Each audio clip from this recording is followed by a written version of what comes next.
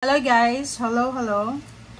Taurus, welcome dito sa aking channel, Taurus. Alamin natin kung anong messages, vibration, gabay, energy para sa lahat ng Taurus. Ito ay general reading. Message from Archangel Michael para sa lahat ng Taurus. So, kung bago pa sa channel ko, please like, share, and subscribe para press ang notification bell button. Okay, Taurus. First card mo is Eternal Love. Wow. Ikaw ba ay Taurus na hindi mo pa natatagpuan? Yung love of your life talaga, yung pang habang buhay na pagmamahal. Parang ganun. So, dito sinasabi ng barahan na kailangan mong maghintay kung ikaw ay naghihintay ng eternal love. Or dito sinasabi ng barahan na kung sino yung nagmamahal sa'yo sa ngayon, yun ang bigyan mo ng focus sa ngayon, okay? So, habang naghihintay ka ng kung sino mang ideal person mo, kung sino yung nandyan sa'yo sa ngayon, kailangan mong i-appreciate yung oras nila, yung energy, yung time, or kung ano man to na pagmamahal na binibigay nila sa'yo.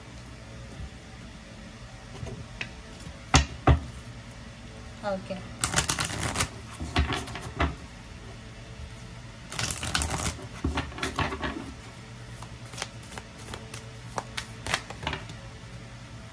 Okay. So, tingnan natin. 2 cards, reverse.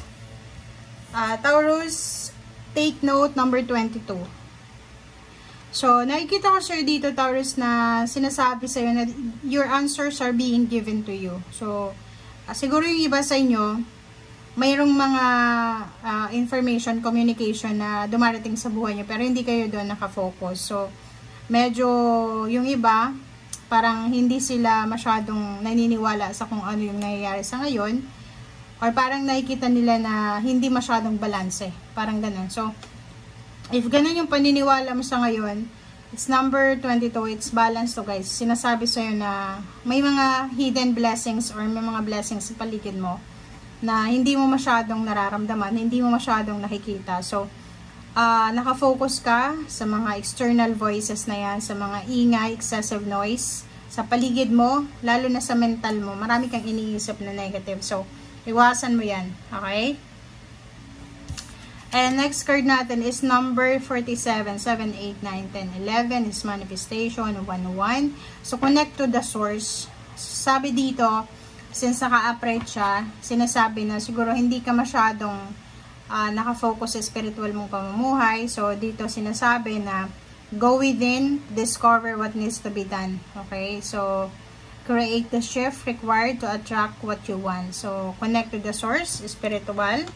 Connect to the, kung sino yung, kung saan galing yung blessings natin or yung pagpapala.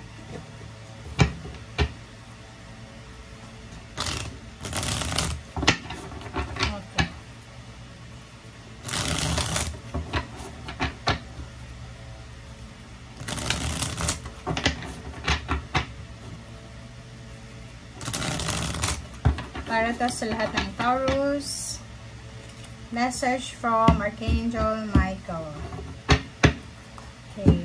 First card natin sa third deck is 7 of Wands and then 10 of Swords. So, nakikita ko sir dito, Taurus, merong siguro may talagang magkuklose sa buhay mo. It's either relationship or kung ano man yan, attachment or connection.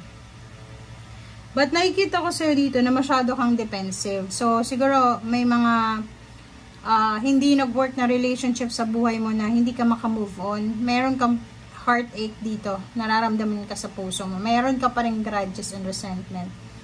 Yung parang feeling mo, kailangan mong proteksyonan ang sarili mo, yung peace of mind mo, yung trabaho mo, yung pamilya mo. Parang ganun. So, dito parang sinasabi, kaya pala meron dito na quiet your mind, diba? Parang, ang dami-daming pumapasok sa isip mo na negative, na parang feeling mo, kailangan kong proteksyonan ng sarili ko, kailangan kong ganito, ganyan. So, dito sinasabi na kailangan mong i-release yung negative thoughts na yan, set free, diba? So, kailangan mong magkaroon ng freedom. Huwag mong, kasi pag everyday tayo na parang iniisip natin, kailangan kong proteksyonan yung reputasyon ko, pamilya ko, ganyan, ganito, sarili ko. Parang hindi ka mag-enjoy sa araw-araw mo kasi palagi kang nag-worry.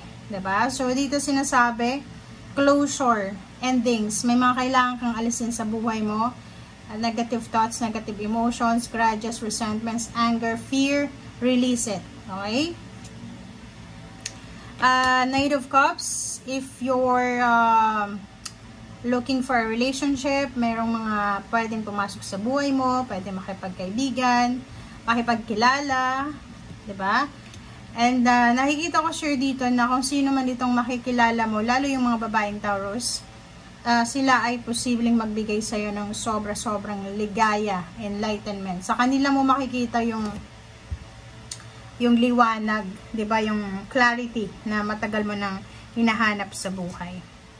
Okay, so the Hermit, nakikita ko sir dito na bago ka magdesisyon, yun nga yung sinasabi sa'yo, bago ka magdesisyon, make sure na pag-isipan natin ng mabuti. And sa pag-iisip natin, kailangan mong ilagay ang sarili mo doon sa sitwasyon na magiging masaya ba ako dito sa desisyon ko na to? Ano bang kaligayahan ang pwedeng maibigay nito sa sarili ko? Sa sarili mo lang wag mong i-involve yung ibang tao. Okay, Empress.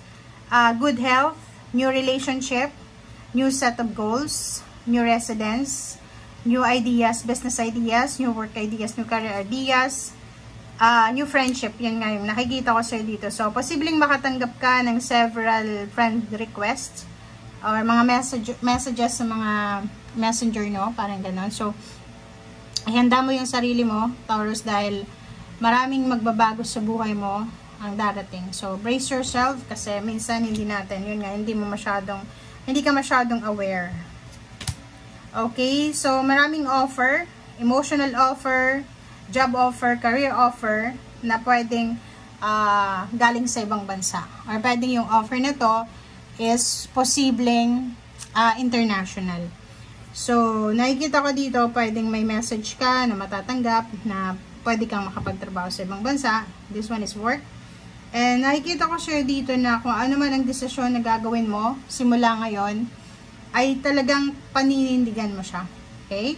So, nandito yung King of Swords, nandito yung Queen of Swords. So, sinasabi sa'yo na yung feminine, masculine energy ay balanse, lalo na sa communication. So, pwede marami kang good connection na makukuha sa several months pang parating. Mga kaibigan, kakilala, yun nga, acquaintance na pwedeng makatulong sa'yo para maging maayos yung takbo ng buhay pinansyal mo. Okay? So, thank you guys for watching. Bye!